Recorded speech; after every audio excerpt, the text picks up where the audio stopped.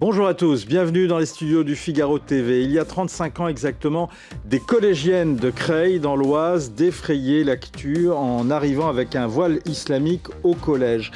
Quelques années plus tard, une dizaine d'années plus tard, en 2003, 16% des jeunes musulmanes affirment alors le porter. Elles sont aujourd'hui 45%.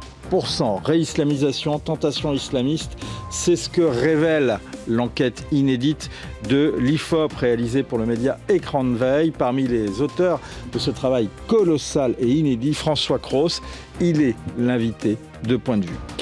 Il faut que Poutine sache que l'on se tient prêt. Message envoyé par le numéro 2 de l'armée de l'air et de l'espace. Le Figaro TV a participé aux manœuvres de l'opération Taranis, destinée à permettre aux armées françaises de faire face à une menace de haute intensité. Reportage et rencontre dans cette émission. Il tonne, il plaide, il combat et désormais il vole et il promet sans planer. Gilles Williams Golnadel publie pourtant Vol au-dessus d'un nid de cocu. Il parle de vous, il parle de nous. On lui demandera des comptes et des explications sur ce bien curieux point de vue.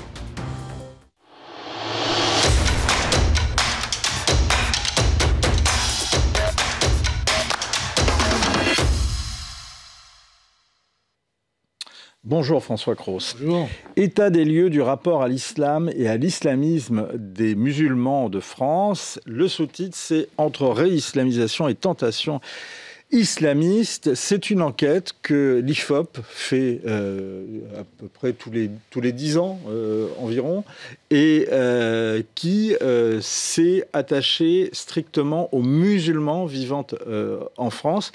Qu'est-ce qui vous a le plus frappé ? Alors d'abord, ce qu'on montre, c'est qu'il n'y a pas d'islamisation générale de la population française. On met un petit peu la mosquée au cœur du village. On a 7% des personnes âgées de 15 ans et plus résidant en France métropolitaine qui se disent musulmans. C'est bien plus éloigné que la proportion qu'imaginent les Français, autour de 30% dans les enquêtes. Donc c'est important de montrer que bien sûr, il y a des départements, des zones où il y a un niveau de concentration de cette population bien plus forte, mais globalement, ça reste une progression soutenue, régulière, mais qui n'est pas dans l'explosion. Ça, c'est important à savoir.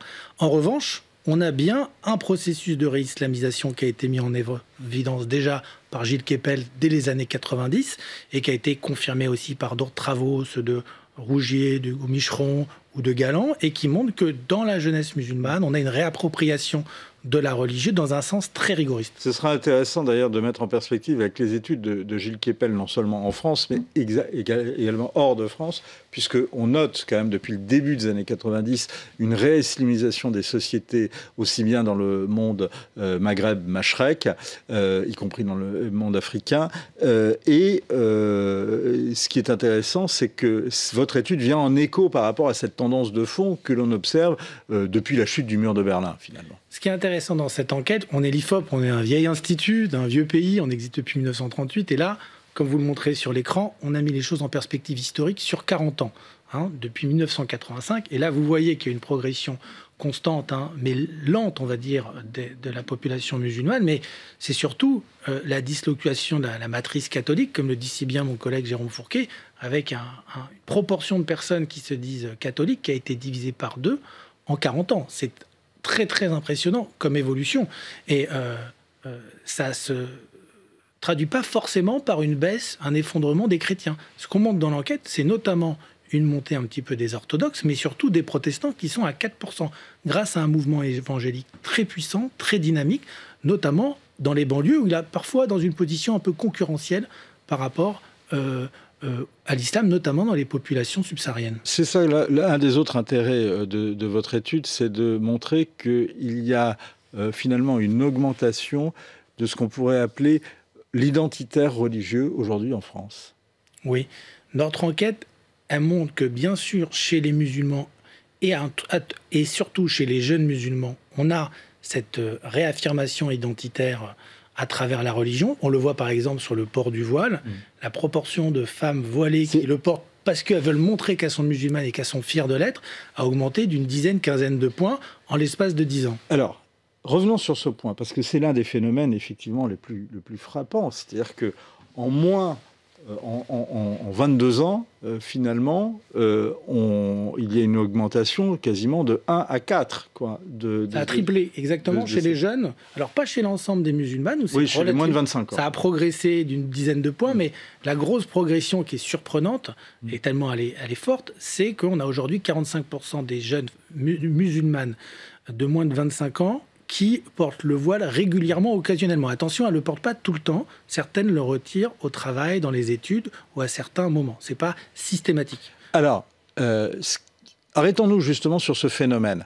De quoi est-il le nom? Si je vous suis, c'est un phénomène identitaire. Est-ce qu'on arrive, à travers votre étude ou bien à travers d'autres études, à savoir quelle est la part parmi ces 40% de jeunes musulmanes de moins de 25 ans qui portent le voile, la part de celles qui le font par contrainte et celles qui le font par choix identitaire? Il y a 3 motivations sur le port du voile. Il y a la motivation purement religieuse, où là, en fait, le discours rigoriste a réussi à imprimer l'idée que la bonne musulmane ne peut être que voilée. Donc, elles ont intériorisé cette idée. Et pour elles, au fait, c'est le fruit de leur conviction religieuse et de leur engagement religieux. C'est le port du voile. C'est 80% des musulmanes qui disent qu'elles portent le voile pour une raison religieuse. Donc, c'est le premier motif. Mais ensuite, on est allé rechercher les raisons qui sont plus de l'ordre du sécuritaire. C'est-à-dire qu'on voit qu'on a une majorité de musulmanes, notamment les plus jeunes, qui sont le plus soumises à une pression sexuelle dans l'espace public, des violences sexistes ou sexuelles, qui le mettent pour se protéger, pour se sentir en sécurité, 42%, pour ne pas attirer le regard des hommes, 44%, 15% pour ne pas être perçu comme une femme impudique, comme si la pudeur était remise en jeu quand on montre ses cheveux, et 2% seulement sous la pression directe des proches. Donc, elles sont très peu à porter le voile sous pression de proches directs. Par contre, on voit bien que l'environnement global, l'environnement notamment du quartier populaire ou d'une centre-ville, peut les amener à porter ce genre. J'appelle ça un peu une sorte de cape d'invisibilité. On est dans l'invisibilisation du corps féminin dans l'espace public et ça permet d'éviter... Par pression sociale. Par pression, non pas du groupe familial ou conjugal, mais de l'environnement urbain. Très intéressant parce que vous évoquez également dans votre étude l'émergence de ce qu'on pourrait appeler une culture de la radicalité. Alors, cette radicalité, elle se retrouve d'abord par des pratiques cultuelles beaucoup plus strictes. On le voit, pratique du ramadan, non-consommation d'alcool, tout ça a grosso modo été multiplié par 2 depuis 89, même si on retrouve des fois un effet de plateau. Ça, c'est les pratiques cultuelles. Mais ce qui est intéressant, c'est que ça se traduit aussi sous une forme de radicalité, notamment dans les rapports hommes-femmes. On en parlait sur le voile. C'est-à-dire que le voile, c'est une volonté de refuser tout contact visuel avec le corps d'un autre sexe. Et on le voit, vous parlez de radicalité. Là, on a un tiers aujourd'hui des jeunes de moins de 25 ans, donc 45%, excusez-moi, des jeunes musulmans de moins de 25 ans qui ne veulent pas faire la bise à une personne de l'autre sexe. Et au total, on a près de la moitié des musulmans, ce qui est quand même très fort, qui refusent soit d'aller dans une piscine mixte, soit de se faire soigner par un médecin, soit de serrer la main, soit de faire la bise à quelqu'un de l'autre sexe. Donc on a une rigidification des rapports de genre qui est contradictoire totalement avec le libéralisme des mœurs en phase en Occident depuis au moins les années 50-60 et qui remet en cause même la dernière révolution féministe depuis MeToo qui va encore plus loin. Donc on se retrouve avec une minorité où cette radicalité dont vous parlez, elle se retrouve notamment sous ce que j'appelle une forme de séparatisme de genre qui est de plus en plus revendiquée, en particulier par les femmes. Est-ce qu'on observe un espèce de fémino-islamisme également à travers cette étude, c'est-à-dire justement par... vous disiez une forme de pudeur ou bien de rejet de la masculinité qui pourrait se manifester justement par le port du voile ou en tous les cas le refus d'un rapport avec les hommes. Vous savez, dans toutes les religions, les femmes sont toujours celles qui transmettent le plus les normes, les règles, les rites. Ça a toujours été le cas. Et chez les musulmans, c'est la même chose. C'est le caractère musulman de l'individu se transmet par le père, mais l'éducation se fait par la mère. Et cette pression, en fait, à être dans ce qu'on appelle un halal way of life, c'est-à-dire d'être dans le respect scrupuleux des prescriptions religieuses les plus strictes dans l'ensemble de sa vie, dans l'ensemble de sa vie sociale et quotidienne. Il est plus fort chez les femmes, vous avez raison. C'est même chez elles qu'on a un peu plus de sympathie pour les courants islamistes, un peu plus de radicalité. Là, on est vraiment, en fait, dans un effet aussi de respectabilité. Elles ont, pour beaucoup, pas toutes, il y a quand même, il faut être prudent sur l'enquête, mais elles ont beaucoup, en gros, intégré un système normatif très rigoriste qui veut que si on est une bonne musulmane, on doit être voilé, on ne doit pas serrer la main et on doit être conforme à une image très stricte et rigoriste. C'est intéressant parce que c'est exactement ce qu'observe également Florence Bergeaud-Blaclair dans son livre sur le business du halal. Ma question aussi, c'était de dire, est-ce que finalement, paradoxalement, il n'y a pas aujourd'hui aussi une forme de féminisme islamiste? Alors, vous savez que dans les féminismes aujourd'hui, il y a des féminismes universalistes, il y a des féminismes intersectionnels, et il y a des féminismes identitaires, que ce soit entre guillemets chez les musulmans avec ce féminisme islamiste, ou chez les blancs avec des féminismes de droite extrême comme Némésis ou d'autres, qui, au fait, dans ce courant-là, sont souvent, en fait, porteuses d'un discours qui dit que le vrai danger n'est pas au sein de sa communauté, pour les femmes, mais plutôt d'autres communautés. Némésis, ça va être le danger arabo-musulman. Chez les musulmanes, ça va être de dire que, surtout, ce qui pèse sur elles, c'est des discriminations à la fois en tant que femmes et musulmanes, notamment sur l'expression de leur religiosité vestimentaire. François Cros, il y a un autre phénomène qui est marquant dans votre étude, c'est l'explosion de la fréquentation de la mosquée chez les jeunes. Oui, on a une fréquentation qui a doublé en 40 ans. Aujourd'hui, elle est d'environ 35% chez l'ensemble des musulmans, et elle est beaucoup plus forte chez les jeunes. Chez les jeunes, de ce que j'ai vu, c'est qu'on aborde même parfois certaines pointes. Là, on le voit, c'est 40%. Mais pour certaines catégories, même, j'ai vu que ça pouvait aller jusqu'à 80%. Alors, le 80%, il est plus sur la pratique de la prière, qui là aussi peut s'avérer beaucoup plus fort.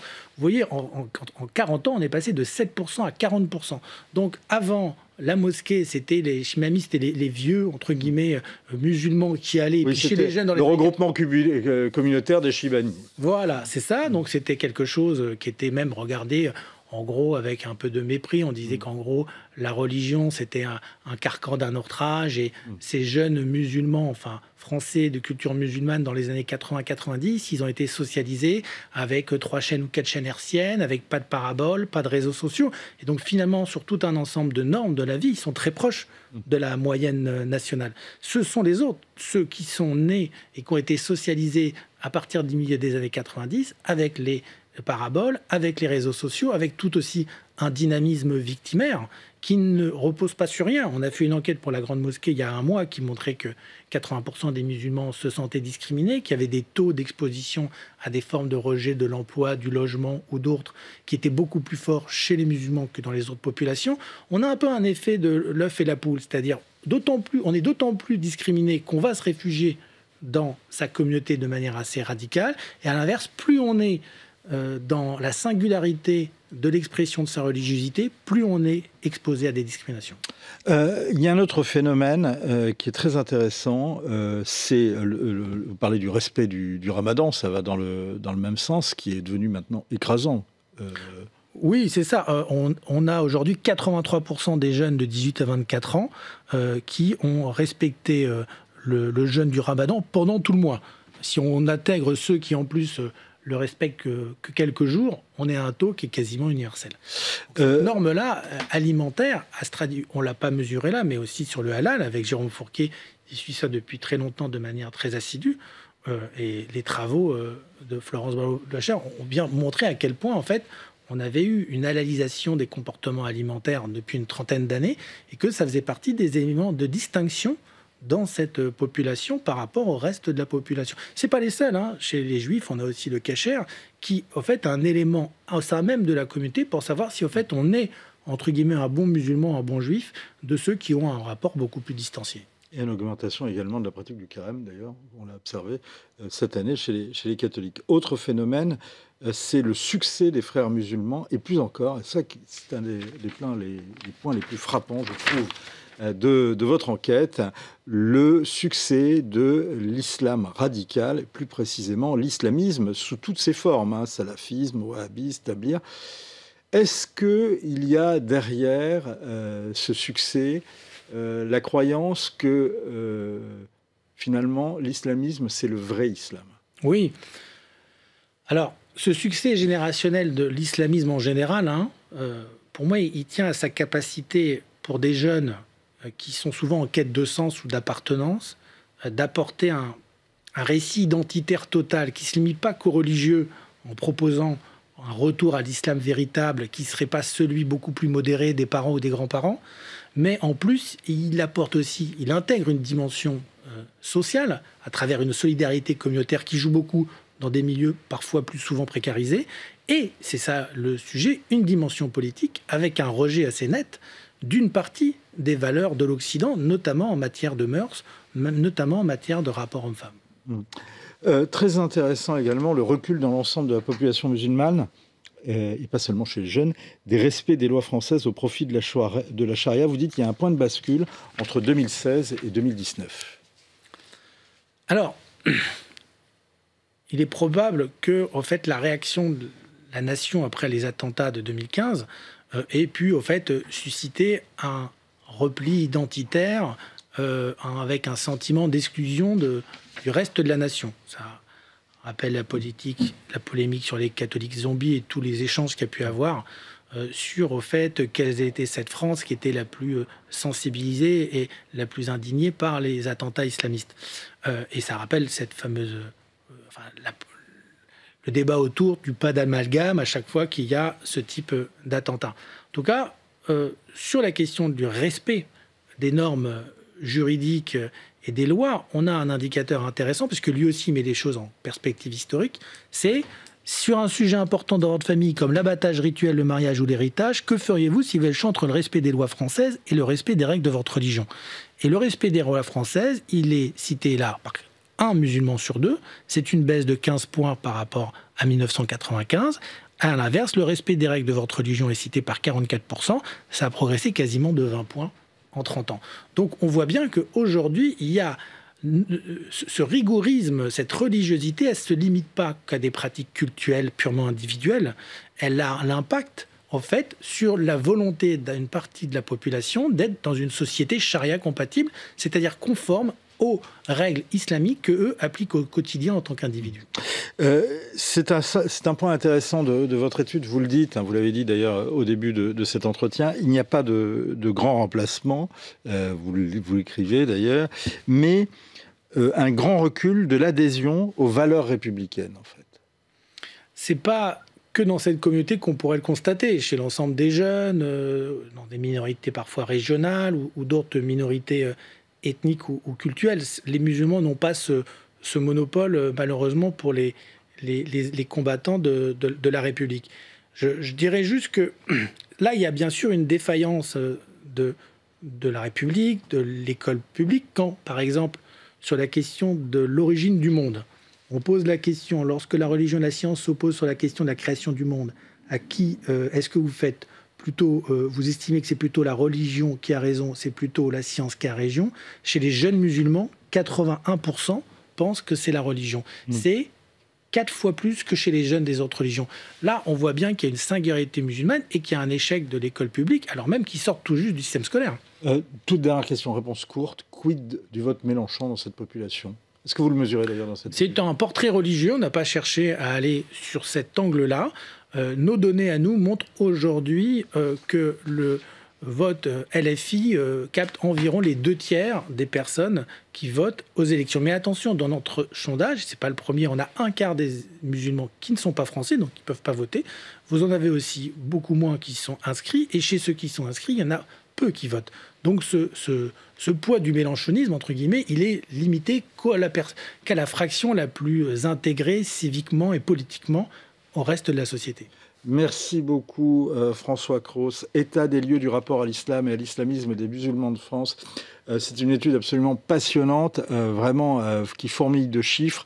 C'est un travail très sérieux et qui a été réalisé depuis sur les 40 dernières années et qui est régulièrement mise à jour par l'IFOP.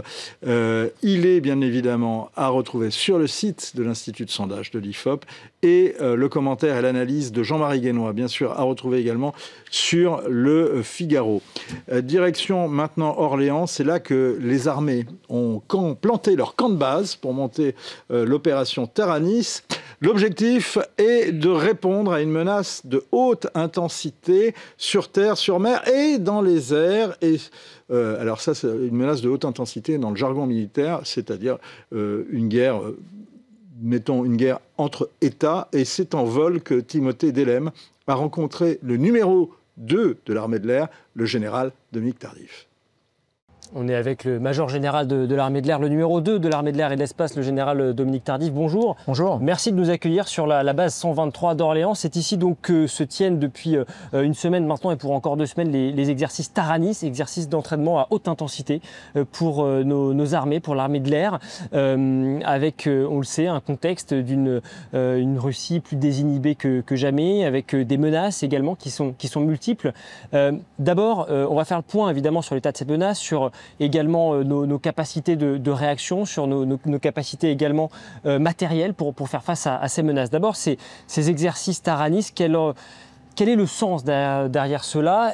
Est-ce que c'est le sens d'une armée qui se prépare très concrètement à potentiellement entrer en guerre ou en tout cas à un engagement majeur à moyen mais même peut-être à court terme? Non, vous l'avez très bien dit. Aujourd'hui, lorsqu'on fait un exercice Taranis, en fait, c'est 3 semaines où on fixe tout un programme très dense de préparation opérationnelle. Donc, préparation opérationnelle, ça veut dire entraînement. Et quand on dit entraînement, l'important, c'est quel cadre on se donne pour cet entraînement-là. Et comme vous l'avez souligné, aujourd'hui, le contexte en Europe nous permet de penser que la Russie, face à l'Ukraine, va poursuivre finalement ses combats. Il y a donc une réalité sur les questions de sécurité en Europe. Et donc, finalement, le contexte donné par la Russie, c'est le contexte qu'on va prendre en toile de fond pour créer finalement l'environnement dans lequel les aviateurs, les 250 aviateurs qui participent à cet exercice pendant 3 semaines, comme vous l'avez dit, vont avancer, progresser, programmer, planifier leurs exercices. Et donc, de façon très pratique, lorsqu'on va faire une mission particulière de transport avec la 400M, eh bien, on créera ce qu'on appelle une situation tactique assez dense, avec des systèmes anti-avions, donc ce qu'on appelle les défenses solaires, qu'on trouve en Ukraine, en Russie, avec aussi tout un environnement de guerre électromagnétique qui ne permet pas finalement d'utiliser le GPS, donc qui nous permet de nous localiser proprement, parce qu'il peut y avoir du LORAL, donc des déplacements de la position du GPS, ou pas du tout d'information du GPS. Donc voilà, tout un environnement un petit peu compliqué, qui serait la réalité finalement si on avait à opérer dans le champ de bataille tel qu'il est aujourd'hui en Russie. Plus proche du terrain, voilà. Et on parle évidemment de la Russie parce que c'est aujourd'hui la menace qui nous préoccupe tous. On est effectivement dans cet A400M qui justement est prêt peut-être à être déployé, en tout cas que vous utilisez dans le cadre de ces exercices Taranis. Très concrètement justement, comment nos armées, comment nos troupes sont-elles formées là? Donc vous nous avez dit 3 semaines d'entraînement intensif à haute intensité, ça veut dire quoi concrètement pour les gens qui nous regardent? Nos armées, que font-elles? Comment se préparent-elles? Alors au début d'un tel exercice, il y a d'abord des directives qui sont données pour bien fixer les objectifs. Donc c'est ce que j'ai évoqué tout à l'heure, quel est le cadre, l'environnement dans lequel on va évoluer. Et une fois que ces objectifs sont établis, chaque journée finalement, il y a une planification de différentes missions avec des avions de transport, des hélicoptères.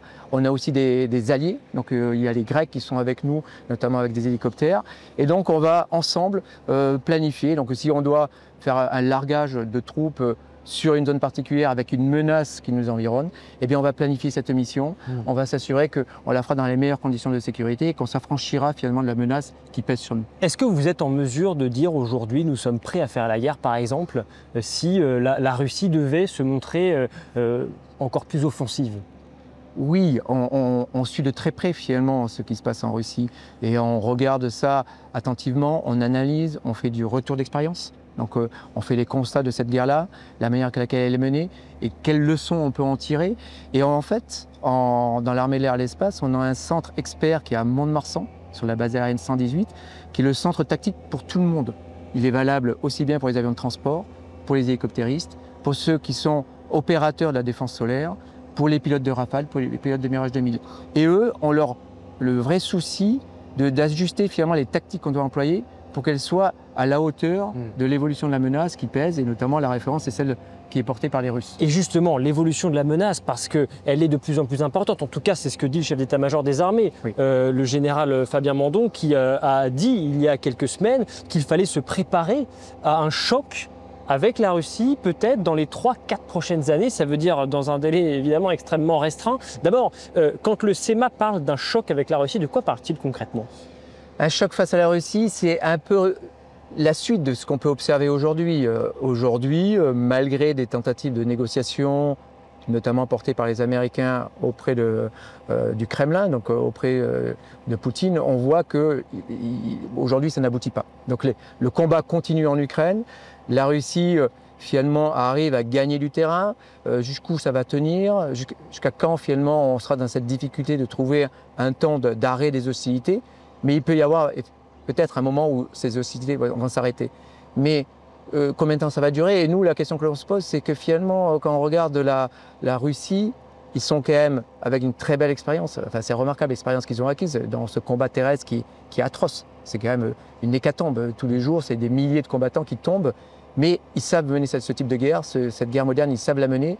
À côté de ça aussi, ils ont une industrie qui est partie, qui donc produit énormément de drones, de missiles, d'avions de combat aussi, puisqu'ils sont en train de développer en même temps qu'ils font la guerre leur panoplie d'avions de combat de 5e génération. C'est plus de 400 avions de combat la Russie, c'est ça? Ils arrivent, oui, ils en ont plus que ça. Mais en tout cas, des avions de combat de nouvelle génération, ils en ont bientôt 400. Contre 185 pour nous, on en a l'armée à peu près 185 Ouais. pour l'armée de la française. Après, il ne faut pas regarder la Russie face à la France, il faut regarder la Russie face aux alliés, donc dans le cadre de l'OTAN. Mais justement, est-ce que vous avez le sentiment que la Russie cherche peut-être ces derniers temps justement à internationaliser le conflit en Ukraine?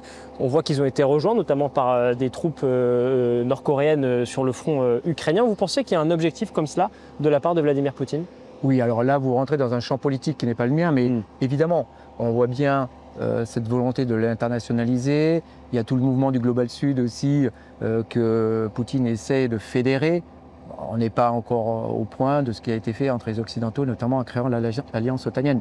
Donc oui, il y a un volet politique stratégique et que Poutine développe pour être non pas seul à faire la guerre, mais ne pas être non plus isolé sur la scène internationale, mais avoir une sorte de, pas de coalition, mais en tout cas de pays qui sont plutôt supportant la guerre qui est menée par Poutine face à l'Ukraine.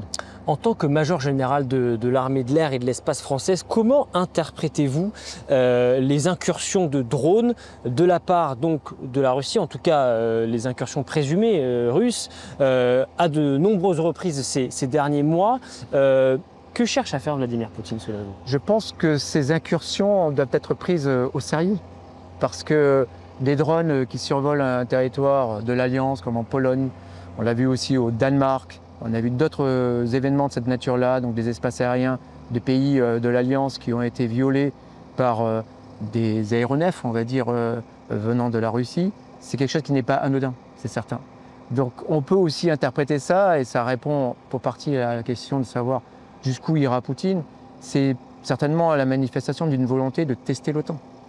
En testant l'OTAN, eh bien, il peut observer la manière avec laquelle on réagit. C'est pour ça que nous, on doit être prêts. On doit s'entraîner pour être prêts. Et on doit lui montrer que l'on se tient prêt. Voilà, il faut qu'il sache qu'on se tient prêt. Il faut qu'on réagisse avec détermination. Et pour pouvoir réagir avec détermination, il faut avoir le matériel, ce qui est le cas. Et en plus, j'en parlais tout à l'heure, la loi de programmation militaire délivre, donc c'est très bien. Et nous, on a aussi le devoir d'être entraînés pour être très réactifs, prêts et très fermes chaque fois qu'on est testé. Et on sait que Vladimir Poutine nous teste, on sait qu'il nous observe également. Certains dirigeants européens plaident pour un mur de drones aux frontières avec la Russie. Quelle est la position de la France? En tout cas, qu'est-ce que vous en pensez? Je trouve, je dirais deux choses. C'est très bien que l'Europe commence à se poser des questions et s'investir dans les questions de défense. Jusqu'à présent, ce n'était pas finalement l'objet principal de l'Union européenne. L'Union européenne était là plutôt pour traiter les questions de monnaie, les questions économiques, réglementaires entre différentes nations. Aujourd'hui, elle prend le dossier défense, elle prend le dossier sécurité.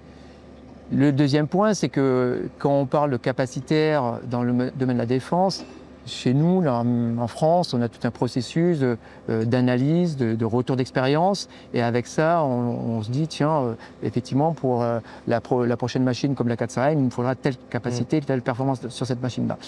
Là, le mur de drone, ça me fait un peu penser à la ligne Maginot. Ce n'est pas avec un mur de drone qu'on va arrêter la volonté russe d'envahir un pays. Donc, c'est bien. La dissuasion ? Ça ne sera pas dissuasif. Un mur de drone ne peut pas être dissuasif. La dissuasion, c'est la dissuasion nucléaire. Et ça, oui, ça marchera encore. C'est certain. Et c'est pour ça qu'on est aussi très exigeant sur la formation et l'entraînement de nos équipages qui mettent en œuvre la composante aéroportée de la dissuasion nucléaire, parce qu'on sait de toute façon que l'ultime défense, ça sera la dissuasion. Est-ce qu'on a les moyens aujourd'hui de faire face à une violation potentielle de notre espace aérien, cette fois-ci français, et pour même aller plus loin, est-ce que vous dites aujourd'hui, par exemple, si demain un drone présumé russe devait survoler notre sol, eh bien, est-ce qu'il faut abattre ce drone? Alors, oui, on a toute une organisation d'ailleurs qui est confiée à l'armée de l'air et de l'espace, ça s'appelle la posture permanente de sûreté aérienne, qui permet de regarder dans tout l'espace aérien national tous les aéronefs. Il y en a quand même entre 12 et 15 000 aéronefs qui survolent la France. C'est normal, ce sont les avions commerciaux. On est un nœud avant le vol transatlantique. Mais par contre, nous, on a des contrôleurs de l'armée de l'air qui observent tous ces avions et s'assurent que tous ces avions soient conformes aux trajectoires qui avaient été déposées dans les plans de vol.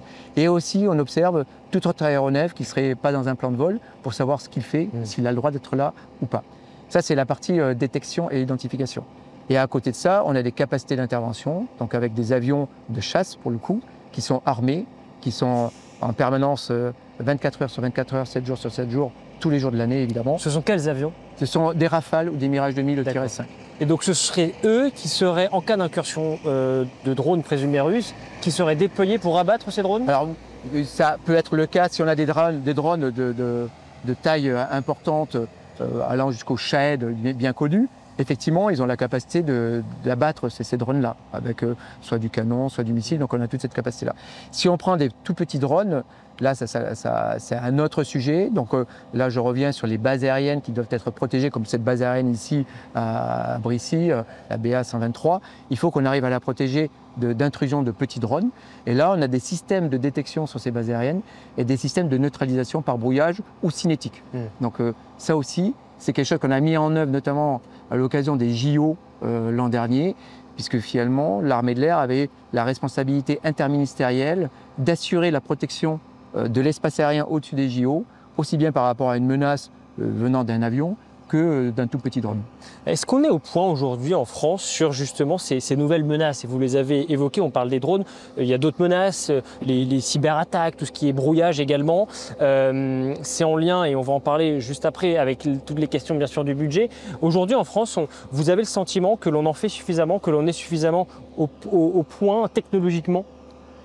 Alors la technologie, je l'évoquais aussi tout à l'heure, elle est galopante, tout va très vite. Mais en tout cas, j'estime qu'on est très bien organisé pour capter cette technologie. On parlait de cyber, nous on a un commandement du cyber interarmé certes, mais qui est à la pointe effectivement de la connaissance de ces questions d'attaque cyber pour pouvoir s'en prémunir. Ça fonctionne bien. J'évoquerai aussi un autre domaine dans lequel on a une montée de la conflictualité, c'est l'espace exo-atmosphérique. Donc vous savez qu'il y a le président de la République qui a inauguré le commandement de l'espace de l'armée de l'air et de l'espace à Toulouse mercredi dernier. Oui.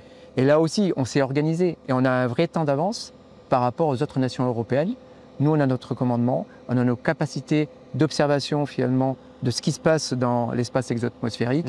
Et bientôt, on aura encore un peu plus de capacité pour pouvoir intervenir. Et justement, le chef de l'État qui pointe du doigt le risque d'une prochaine guerre qui pourrait démarrer dans l'espace. Ça, c'est quelque chose de très nouveau. Là aussi, on est prêt? Oui, on s'y prépare et c'est ce qu'on vient de faire. On a créé ce commandement de l'espace. La loi de programmation militaire prévoit aussi des capacités supplémentaires pour surveiller ce qui se passe dans l'espace exo-atmosphère. Certains disent on est en retard. On est en retard. Moi, je regarde l'avancée qui a été faite depuis 2019. On est loin d'être en retard. Et ce qu'on voit, il y a deux choses en fait. Il y a les capacités, donc pouvoir intervenir dans l'espace, pouvoir brouiller à partir du sol. et il y a l'entraînement du personnel. Oui. Nous, on a quand même plusieurs centaines d'aviateurs, rejoints aussi par des marins et des forces de l'armée de terre qui complètent nos équipes à Toulouse. Et on s'entraîne très régulièrement au combat dans l'espace exoatmosphérique. Donc le côté organique et l'entraînement, on a vraiment une avance par rapport aux autres nations. C'est remarquable et c'est constatable. Autre question générale qui a été abordée récemment, là aussi par celui qui est votre supérieur direct, le chef d'état-major de l'armée de l'air et de l'espace, le général Jérôme Bélanger, qui lui revient sur les capacités justement de notre armée de l'air, notamment, et lui il réclame davantage d'avions de combat, 185 aujourd'hui en France, on le disait, et lui il dit qu'il en a besoin d'au moins 230, me semble-t-il, si ma mémoire est bonne. Pourquoi cette déclaration et pourquoi dit-il que nous n'avions pas suffisamment d'avions? La question de format, c'est toujours une question qui ne sera jamais réglée. Alors, il y a deux facteurs qui sont à prendre en compte lorsqu'on parle d'un format d'aviation de combat. Le premier, c'est l'attrition. Jusqu'à présent, quand on faisait de la contre-insurrection, il n'y avait pas d'attrition, il n'y avait pas de combat aérien, la supériorité aérienne, la maîtrise de l'espace aérien, c'était acquis. Donc il n'y avait pas la nécessité de rentrer dans un combat pour aller chercher la supériorité aérienne.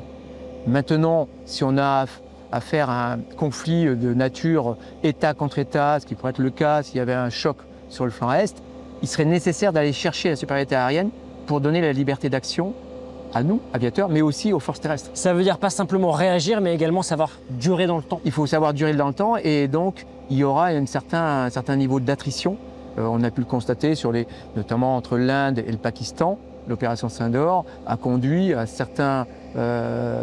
au fait que certains avions ont été abattus. C'est ça là en fait le conflit de haute intensité dans l'espace aérien. Il y a de l'attrition. Donc il faut le prendre en compte quand on parle de format. Est-ce qu'on est capable de faire cela aujourd'hui avec 185 avions de combat? On parlait de la Russie tout à l'heure, c'est 400, un peu plus. Oui, alors comme je disais tout à l'heure, les 400, en plus ils en ont plus que ça évidemment, mais il y en a 400 qui sont modernes. Oui. Ce qu'il faut que nous on regarde, c'est combien avons-nous d'avions parmi toutes les nations otaniennes. Mais là on a effectivement suffisamment pour considérer que nous sommes prêts pour faire front à un choc qui viendrait de la Russie. Après, le deuxième point que je voulais évoquer sur le format, c'est que l'armée de l'air et l'espace a deux grandes missions. Il y a la mission conventionnelle que je viens d'évoquer, notamment aller chercher la supériorité aérienne, puis après appuyer les forces terrestres. Mais il y a à côté de cela la mission de dissuasion nucléaire. Et lorsqu'on est dans un conflit État contre État, on ne peut pas se permettre de faire prendre des risques aux aéronefs qui serviraient à la dissuasion nucléaire. Ça veut dire qu'on a une nécessité aujourd'hui, ce qui n'était pas le cas avant, de sanctuariser les moyens dédiés à la dissuasion nucléaire. Voilà, ce sont les paramètres en fait qui conduisent à établir un format. Ce format, ça correspond à une certaine ambition et il doit se lire dans une lecture beaucoup plus large qui est celle de l'Alliance. Donc on a besoin aujourd'hui malgré tout de davantage d'aéronefs? Plus on aura d'aéronefs, plus on sera solide face à l'attrition et plus en capacité effectivement de sanctuariser des moyens de dissuasion nucléaire. Votre travail, c'est également de faire face de vous préparer en tous les cas à un éventuel scénario noir, par exemple un cyclone sur lequel serait déployé justement un certain nombre d'aéronefs et puis en même temps peut-être une incursion massive de drones russes sur notre sol. Comment on fait si concrètement si cela arrive? Si cela arrive, on sait faire front sur toute une série de cas d'espèces. Donc, en l'occurrence, être en capacité d'intervenir lorsqu'il y a une catastrophe naturelle, notamment on l'a fait récemment lorsque le cyclone Chido est passé à Mayotte. Quelques jours après, on était sur place pour remettre en place et en fonctionnement l'aéroport de Mayotte pour qu'après on puisse arriver avec d'autres aéronefs pour délivrer finalement de l'aide, du matériel, des couvertures, de la nourriture et puis du personnel. Donc ça, on sait le faire. Aller lutter contre des incursions de drones, on sait le faire. Après, il y a une question d'échelle. Et autant les questions effectivement de catastrophes naturelles, il y a toujours en général une certaine solidarité internationale pour intervenir. Donc en fait, il faut qu'on s'entende avec nos partenaires. C'est la même chose pour les questions de sécurité au niveau de l'Europe. Ça se traitera au niveau de l'Alliance otanienne.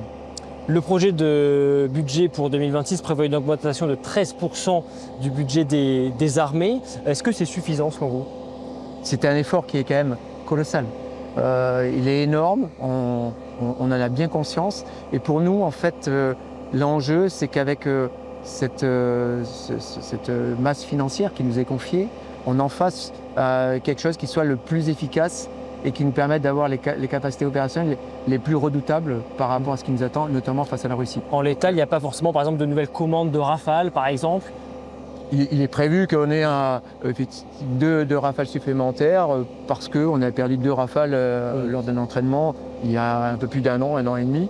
Donc ça a été programmé, ce qui veut dire qu'on reste sur le format qui était prévu en fin de loi de programmation militaire, c'est-à-dire 137 Rafales en 2030. Dernière question générale, on a le sentiment, et c'est d'ailleurs peut-être le sens de votre présence aujourd'hui à notre micro, que il y a une communication aujourd'hui sur le fait que l'on se prépare quand même à peut-être un engagement majeur à court terme. Il y a une volonté aujourd'hui de préparer nos armées, de préparer également les esprits, de préparer les Français peut-être à, encore une fois, un engagement majeur qui pourrait arriver dans les prochaines années. Vous avez raison. Alors, je vais aborder avec 2 aspects. Il y a un aspect militaire. Bien souvent, quand on compare finalement une force armée, donc on va dire une armée de l'air avec une autre, on compare, comme on vient de le dire, le nombre d'avions, son niveau de performance, c'est-à-dire quelle génération est cet avion, 4e, 5e génération. En fait, ce n'est pas suffisant. Il y a une question de doctrine et une question aussi d'entraînement. Alors, je reviens un tout petit peu sur la doctrine. On s'aperçoit que si on n'a pas la bonne doctrine, on peut avoir des avions très performants, on n'en fera pas grand-chose, et c'est le cas de la Russie. Ils ne se servent pas de leurs avions de haute technologie parce qu'en fait, ils n'ont pas la doctrine qui consiste à aller chercher la maîtrise de l'espace aérien. Si on s'entraîne mal, ou sur les mauvaises tactiques, on peut s'entraîner beaucoup, mais on ne sera pas non plus très performant en cas de guerre. Ça, c'est pour la partie militaire. Et enfin, pour la partie civile, oui, c'est très important que les questions de défense, finalement, se répandent, soient partagées au niveau de la population. Et nous, on y travaille beaucoup avec la jeunesse, notamment en créant les escadrilles d'air jeunesse. Donc, c'est les jeunes entre 12 et 18 ans qui nous rejoignent. Et tous les mercredis, on travaille différentes questions liées à l'aéronautique et liées à la défense. C'est aussi toute la réserve. Ça nous permet en fait de toucher une grande part de la population et de les sensibiliser sur les questions de défense. Et vous avez le sentiment que les Français sont prêts aujourd'hui? Ils sont en tout cas beaucoup plus prêts qu'il y a 5 ans en arrière. Merci Général. Merci.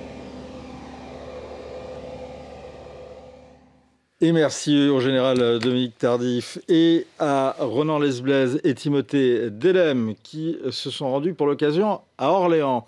Bonjour Gilles-William Goldnadel. Bonjour Vincent. Il y a 2 ans maintenant, jour pour jour, se déroulait la terrible attaque de Crépol. Est-ce que vous comprenez qu'il puisse y avoir débat autour du mobile de cette attaque, que le racisme anti-blanc ne soit pas pour l'instant établi? Non mais attendez, c'est tout à fait normal, puisqu'il y a une procédure judiciaire en cours. Donc j'arrive parfaitement à comprendre qu'au moment où nous parlons, il n'est pas établi que le pauvre Thomas soit mort parce qu'il était blanc. Ce qui par contre est établi par des témoignages, c'est que pas mal de membres du quartier de la Monnaie, des gens issus donc de l'immigration, sont venus en disant on va frapper des blancs, on va tuer des blancs, etc. Ça, il y a des témoignages nombreux là-dessus. Ce que je ne comprends pas dans ce cadre, c'est que dès l'instant où il y a des témoignages là-dessus, et ça fait partie de mes interrogations, les juges n'est pas ouverts avec l'incrimination possible de justement meurtre à caractère racial. Il y a quelque chose qui ne va pas, parce que je peux vous dire que dans les procédures en question, et s'agissant peut-être d'autres populations, dès l'instant où il y a ce genre d'incrimination, on ouvre la possibilité, quitte à la refermer. Mais donc, et le fait que nous savons que les témoignages, un rapport de synthèse, ait été classé bizarrement dans un endroit où il n'aurait pas dû être dans le dossier judiciaire, accentue mon caractère un peu chagrin pour savoir pour quelle raison le juge n'a pas ouvert avec cette possibilité d'incrimination. Je vous pose la question parce que finalement la question du racisme anti-blanc est un chapitre dans votre livre, un chapitre important. Pourquoi consacrer autant de pages à ce sujet? N'est-ce pas donner un peu corps à un fantasme venu de l'extrême droite? Voilà, alors là vous vous moquez de vous-même d'une certaine manière. Je vous pose la question. Écoutez, d'abord j'attire votre attention sur le fait que je visite les nids de cocus. Et l'un... Alors, juste définition, qui sont les cocus? Moi, dans mon livre, vous savez bien que je fais un sort particulier. Je suis un aigle qui survole la France. Le dernier chapitre montre que c'est moins simple sur le plan... Oui, vous rêvez un aigle et vous rêvez... Ne dites pas la fin. Je ne dis pas la fin, mais au contraire. disons que c'est moins simple. Mais à la fin, vous ne vous rêvez plus aigle. C'est moins simple sur le plan ornithologique que cela. On va dire ça comme ça. Mais donc, je suis un aigle qui survole la France et survole des nids de cocus. Donc, il y a le cocu français, et je parle de l'immigration. Il y aura le cocu mâle blanc, et il y aura le cocu juif. Mais là, nous parlons effectivement du cocu blanc. Et je le considère effectivement comme cocu, à la différence d'autres races victimes du racisme, parce que on est dans la négation, dans la dénégation de ce racisme-là, qui est l'un des racismes les plus épouvantables, parce qu'en plus, vous ne pouvez pas même avoir la consolation de vous plaindre de ce racisme. D'ailleurs, à l'instant, je viens de vous dire, et je me plains moi-même, en tant qu'avocat qui sent un peu cocu, d'une certaine manière, pourquoi le juge n'a-t-il pas, comme on le fait d'habitude, pourquoi le juge n'a-t-il pas ouvert la possibilité? Pourquoi deux journalistes ont-ils consacré un livre à l'affaire de Crépol, et que dans le cadre d'une émission sur le service public, l'un d'eux, qui travaille à l'équipe, trouve le moyen de dire, de toute manière, Thomas n'a pas été victime du racisme anti-blanc, puisque ce racisme anti-blanc n'existe pas. C'est une œuvre de l'imagination sortie de l'extrême droite, ce qui est monstrueusement faux. Je montre notamment dans ce livre-là, comme dans d'autres avant, parce que c'est vrai que ça fait partie du centre de beaucoup de mes explications sur le malheur qui nous arrive, c'est que le racisme anti-blanc, le racisme anti-occidental est prégnant. Tout ce qui nous arrive, d'une certaine manière. Justement, quels sont les exemples qui vous permettent de dire qu'il est décomplexé et qu'il est prégnant? Pardon, mais il existe dans certains quartiers français, des jeunes sont attaqués parce qu'ils sont blancs. On les traite de sales gvers. Des femmes blanches sont quotidiennement agressées, violées parce qu'elles sont blanches. Parce qu'elles sont femmes.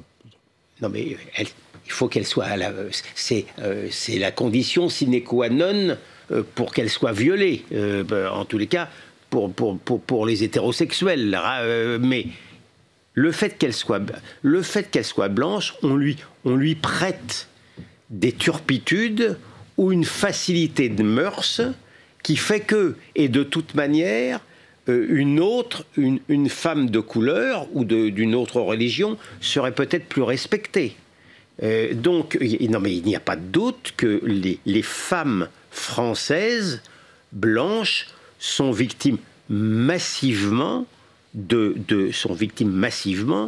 viols. C'est ainsi. Et la réticence à l'admettre fait partie du racisme anti-blanc. Vous dites c'est ainsi, c'est-à-dire que vous avez été, par exemple, vous, en tant qu'avocat, saisi par des victimes? Mais bien entendu. Mais bien entendu. Je veux dire, c'est quelque chose... on ne peut pas, dans ce cadre-là, être dans la dénégation. Alors, bien entendu aussi, c'est le résultat aussi de l'immigration massive. Parce que, sauf à être dans la cécité intellectuelle, il n'y a pas que des immigrés dans ce genre de population-là. Est-ce que vous pensez un seul instant que j'ai pu le penser? Mais il se trouve que les auteurs, il se trouve qu'il est indéniable que les auteurs de viol sont en proportion massivement d'origine migratoire ou issue de l'immigration. C'est ainsi. Et le nier d'une certaine manière, fait partie du racisme anti-blanc parce que il n'y a pas de... Le blanc, la souffrance blanche, finalement, n'est pas... beaucoup de gens ne sont pas accessibles à la souffrance blanche. Et j'ajoute, ça fait partie de mon livre, ça surtout, ce sont les blancs eux-mêmes qui ont été les premiers racistes anti-blancs.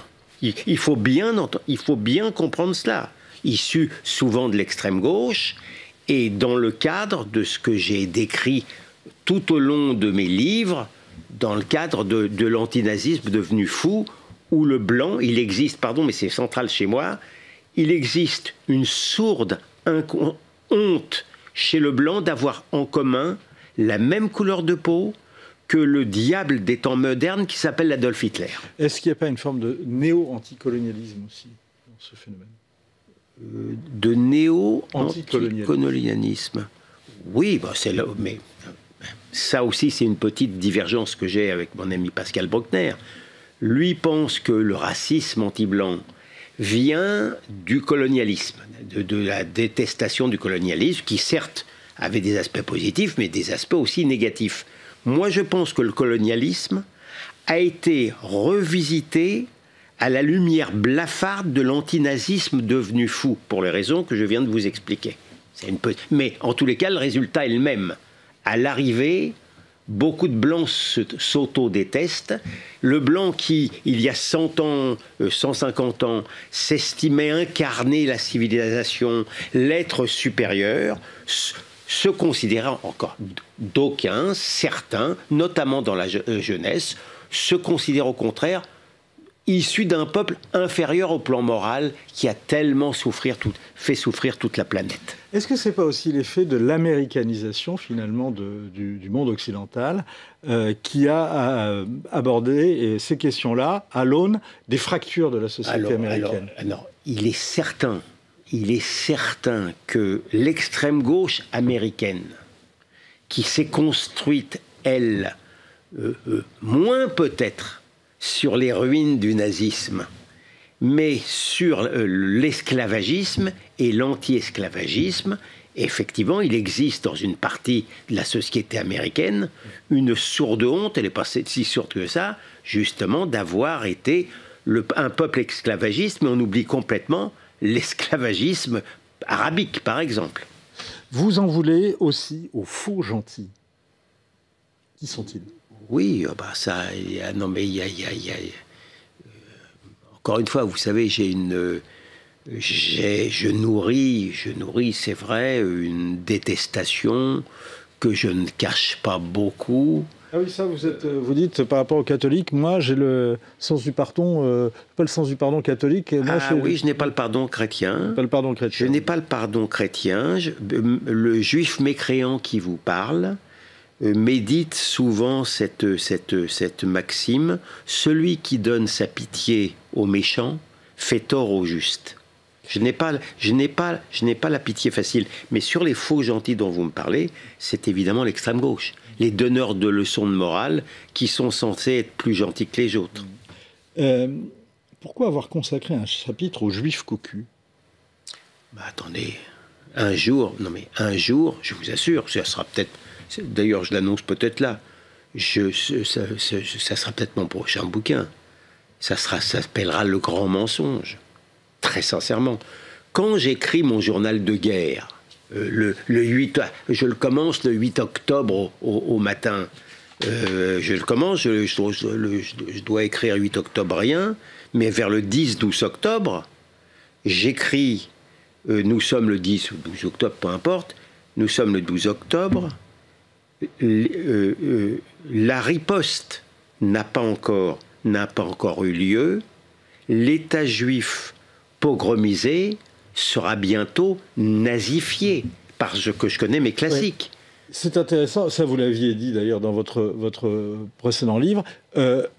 Vous avez quelques mots très durs d'ailleurs, rapidement, hein, mais à l'égard du gouvernement israélien, à qui vous reprochez d'avoir perpétué cette guerre. Alors, après avoir certes défendu corps et âme le pays nazifié, c'est sûr que en ce qui concerne le gouvernement Netanyahou, qui est composé de ministres, certains extrémistes, je pense qu'il a prolongé un peu trop longuement la guerre. C'est ce que vous pourrez lire dans Vol au-dessus d'un nid de cocu, la dernière charge de Gilles William Golnadel. C'est aux éditions Fayard. Merci beaucoup, Gilles William. Merci à vous. Et on se retrouve demain, même heure, même endroit.